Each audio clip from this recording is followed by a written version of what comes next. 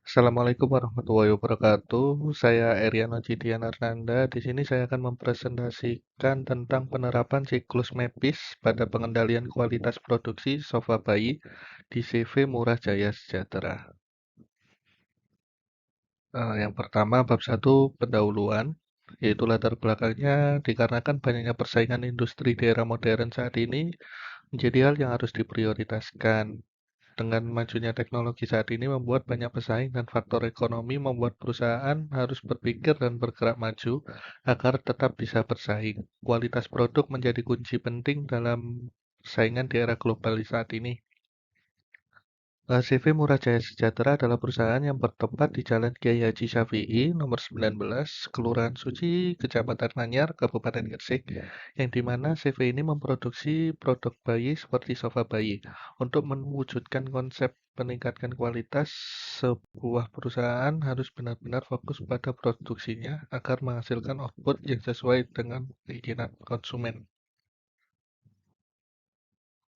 Adapun rumusan masalah yaitu yang pertama bagaimana menerapkan siklus MEPIS dalam produktivitas pada karyawan CV Murah Jaya Sejahtera. Yang kedua yaitu faktor-faktor apa saja yang menyebabkan penurunan produktivitas pada kinerja karyawan CV Murah Jaya Sejahtera. Lalu tujuan masalah yang pertama untuk menerapkan siklus MEPIS dalam pengendalian produktivitas kinerja karyawan CV Murah Jaya Sejahtera. Yang kedua, untuk mengetahui faktor-faktor penyebab penurunan penjualan dan kinerja karyawan CV Murah Jaya Sejahtera. Adapun batasan masalah, yaitu yang pertama penelitian hanya dilakukan di bagian produksi dengan mengambil sofa bayi di bagian produksi. Lalu yang kedua, penelitian yang dilakukan mengambil sampel pekerja dan data diambil secara langsung. Lalu manfaat bagi penulis. Yang pertama dapat meneliti penurunan produksi CV Murah Jaya Sejahtera yang disebabkan kurangnya produktif.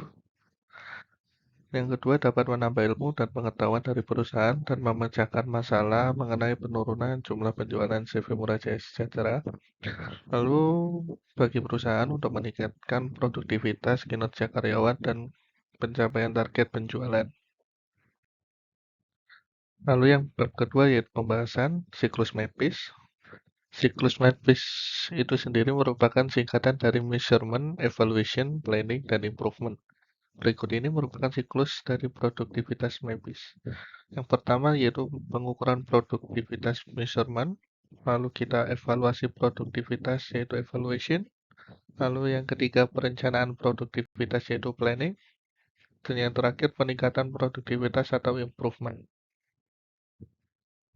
Measurement yaitu pengukuran yang bersifat kuantitatif, itu dibagi menjadi tiga. Yang pertama pengukuran yang dilakukan untuk menguji sesuatu, yang kedua pengukuran yang dilakukan untuk mengukur sesuatu, yang ketiga pengukuran untuk menilai.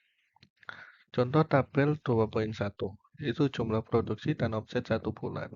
Jumlah produksinya untuk 1 bulan yaitu 1.900 piece dengan harga 55.000, di mana omset 1 bulannya mendapatkan 104.500.000 rupiah.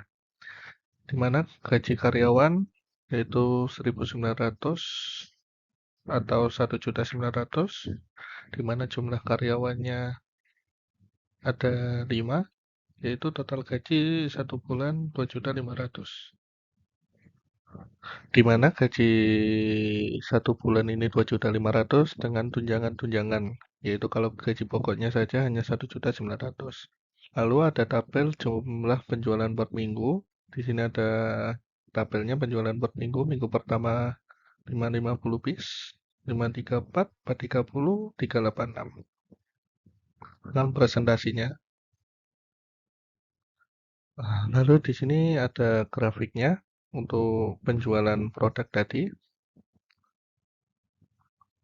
Minggu pertama terlihat dikarenakan permintaan yang sangat banyak, lalu minggu kedua terlihat agak sedikit menurun dikarenakan permintaan mulai menurun, dan minggu ketiga dan minggu keempat grafiknya cenderung menurun karena sedikitnya permintaan.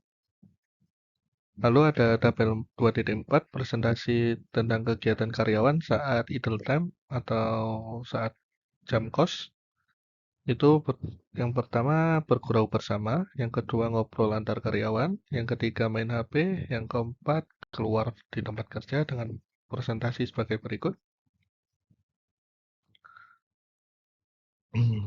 Ini grafiknya tentang presentasi data karyawan saat idle time. Lalu ada tabel pengendalian produktivitas, di mana nomor satu yaitu bersih-bersih di tempat kerja. Yang kedua adalah reward untuk karyawan yang rajin.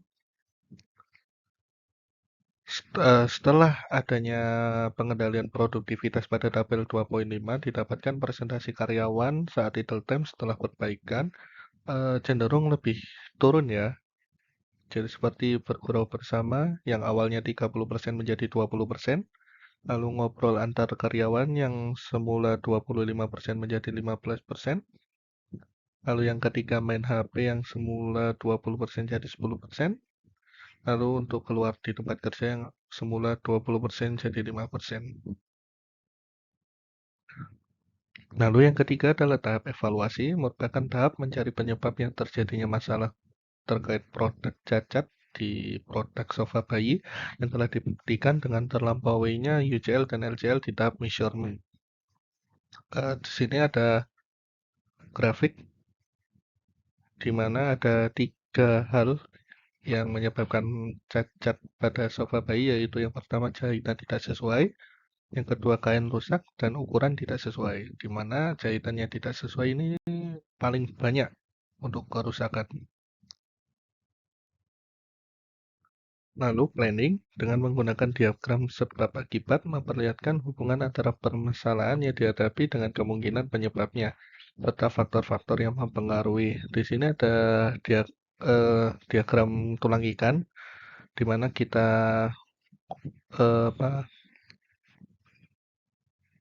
cari masalah dan solusinya. Lalu setelah itu dilakukan perencanaan produktivitas agar mengurangi produk cacat tersebut. Berikut adalah 5 eh, tabel faktor untuk perbaikan. Yang pertama, di elemen di manusianya, permasalahannya biasanya mengoperasikan mesin kurang fokus. Lalu yang kedua di material, mungkin di materialnya memiliki karakter yang bermacam-macam. Lalu yang ketiga environment, mungkin adanya jahitan yang tidak searah dan tidak rata. Lalu yang keempat ada mesin, mungkin butuh waktu untuk setup material dan alat. Lalu yang kelima adalah metode, kurangnya penerapan SOP yang berlaku. Lalu improvement, setelah didapatkan akar permasalahannya dari penyebab produk cacat paling dominan yaitu jahitan tidak sesuai, dapat dilakukan perbaikan pada semua aspek di atas. Yang pertama, faktor manusianya diberikan sesuatu motivasi dan arahan istirahat yang cukup agar terjaga kefokusan dalam bekerja. Lalu yang kedua, faktor material, environment, machine, dan metode ini saling berhubungan.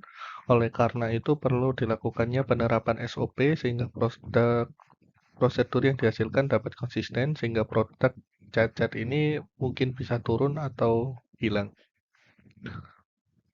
Lalu yang terakhir, sustainable. Setelah dilakukan perbaikan, dilakukan pertahanan, yaitu jumlah produk cacat berkurang dan dilakukan perbaikan lain agar jumlah produk cacat terus menurun dengan mengumpulkan gagasan ide-ide agar menurunkan jumlah produk cacat ke depannya. Lalu bab ketiga penutup, berdasarkan pembahasan di atas dapat kita simpulkan yang pertama jumlah produk cacat yang banyak sangat mempengaruhi produktivitas karena siklus MEPIS. Jumlah produk cacat ini dapat diturunkan dengan secara bertahap sampai perbaikan. Yang kedua, setelah melakukan pengamatan, didapatkan bahwa ada 3 penyebab produk cacat pada sofa bayi, yaitu jahitan tidak sesuai, ukuran tidak sesuai, dan kain rusak. Dan diketahui produk cacat jahitan tidak sesuai ini memiliki jumlah kecacatan yang paling besar. Dari jenis cacat ini diketahui ada 5 faktor yang menyebabkan cacat produk, yaitu yang pertama manusianya, kurangnya fokus, ketelitian, dan motivasi di materialnya. material yang digunakan memiliki jenis bermacam-macam. Lalu yang ketiga environment, jahitan yang tidak searah dan tidak rata. Lalu yang keempat mesin, material dan alat sering berganti. Yang kelima metode dan penerapan SOP saat bekerja. Sekian, terima kasih. Wassalamualaikum warahmatullahi wabarakatuh.